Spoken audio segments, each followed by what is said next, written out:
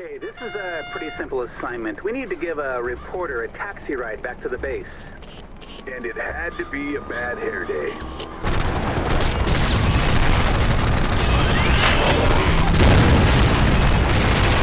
Tank locked. The only Choplifter game I've ever played was Choplifter 3 for the Super Nintendo. I thought it was pretty awesome. Hard, but awesome. I didn't get very far, but I played enough to realize I enjoyed the concept. You fly around in a helicopter, shooting bad guys and rescuing people. Give this concept an HD facelift and you get Choplifter HD.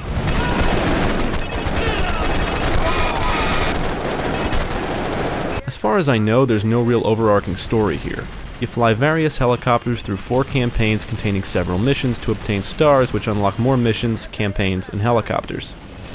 The game is a side-scroller and the objectives vary from mission to mission. You'll need to escape with passengers, destroy targets, kill zombies, transport soldiers, and rescue people. You start most missions from your base and can fly back to it to repair your helicopter, refuel, and refill your rocket ammo. Each mission is timed, but once the clock hits 0, it goes into the negatives, which just goes against your score. Now, I don't know much about helicopters, but there's plenty to choose from here, ranging from little choppers to, I don't know, bigger and better ones. The helicopters have stats like capacity, which determines how many passengers it can hold, armor, fuel, weaponry, and speed. Each helicopter is also equipped with turbo, enabling you to fly really fast, but it will eat up fuel much quicker. Thankfully, most missions have fuel stations where you can land and refuel, or you can always fly back to your base. You'll want to complete missions as fast and as carefully as possible. To help you, each helicopter is equipped with a minigun which can overheat but has infinite ammo, and a certain amount of rockets. You can also turn your helicopter to shoot into the foreground. Enemies will come from all over and you'll be shooting, turning, and dodging attacks like crazy by the end of the game. That RPG has us targeted. He must hate you right now. Choplifter HD is really easy to pick up and play. The first campaign only has a few missions which introduce you to the mechanics. The game has this auto-aim lock-on system, so as long as you're aiming in the general direction of an enemy, you'll always make contact. It works well and I had no issues. You start out against typical enemy soldiers, some with RPGs. Now there's a few ways to avoid getting hit by enemy rockets. You either shoot them down, outrun them, or use turbo to dodge. Ground enemies will respawn if you need to fly back for whatever reason, but most of the time you can use turbo to fly right past them unharmed. Soon enough you'll encounter anti-aircraft guns which can be destroyed, but their fire can slow you down mid-air, enabling other enemies to attack you easily. Tanks can ruin your day as they fire shots that take significant damage. Once you start dealing with EMP snipers, the game difficulty really spikes.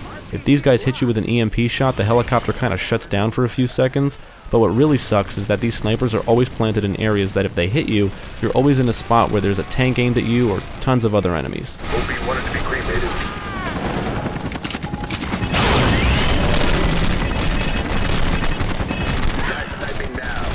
The end of the game has you avoiding jets that fire a swarm of missiles, and these are probably the cheapest enemies in the game.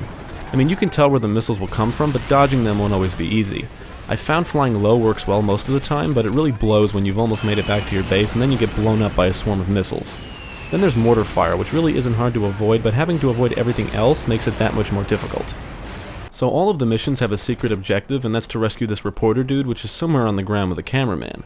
Finding him isn't really hard, and rescuing him is never required. Some missions have a second secret objective, but this one is the only constant. Now rescuing people is easy. You just land near them and they come aboard. Many times you'll need to rescue wounded soldiers and you'll want to make them a priority. The wounded have timers, and if they're not back at base in time, they die. When missions contained multiple wounded soldiers, I never seemed to be able to rescue them all in time. I would need to replay the mission using a better helicopter. Now just because you were able to land and the passengers are aboard doesn't mean they can't die.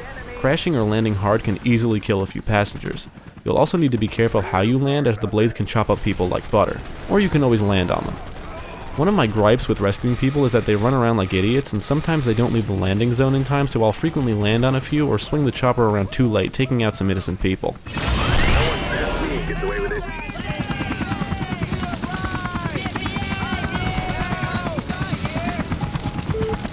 Now, several missions have you up against zombies, and they just seem out of place. Choplifter HD was released on Steam in 2012, and I guess it was at the start of the whole zombie craze.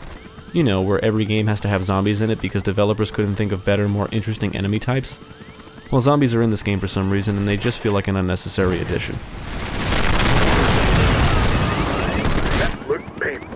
Now there are no checkpoints, and by the end of the game I realized that the missions start becoming very trial and error. You'll need to memorize where enemies are, where attacks are coming from, and if you die, well, you have to start the mission over until you get it right.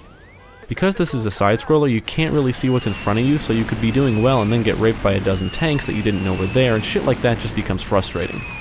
Sometimes you'll need to fly fast and just keep moving, and other times you'll need to take it slow and take out as many enemies as you can along the way. It all depends on the objectives and the enemies you're up against. Choplifter HD doesn't really have many problems, which is good. I mean, it can get repetitive and the zombies can just fuck right off, but overall it's a solid game. However, I do question some design choices.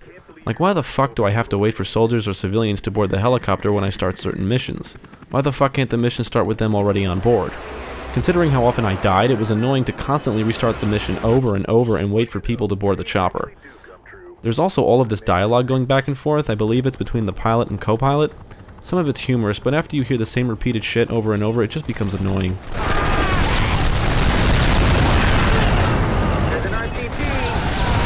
Other than some texture pop-in, Choplifter HD looks pretty good. Your eyes won't be popping out of your head with amazement, but the visuals do get the job done. You'll fly through various environments like deserts, cities, jungles, and Arctic areas. They all look decent and keep the look of the game interesting. The environments are somewhat destructible, and it's fun watching things explode and crumble to the ground. I really like it when enemies catch fire and run around screaming. PG, locked on! The music, on the other hand, is very generic, but the sound effects all sound great. Choplifter HD is a fun arcade-style game with a ton of action. It's easy to pick up and play, but can get challenging real quick. It's definitely repetitive, and I can see people playing this more in short bursts. It's a fun game with some great replay value, but it's just a shame there isn't more to it. Most missions feel the same, but there's something addicting about trying to get a better score and trying out all the different helicopters. It's a fun little game that I would recommend to anyone.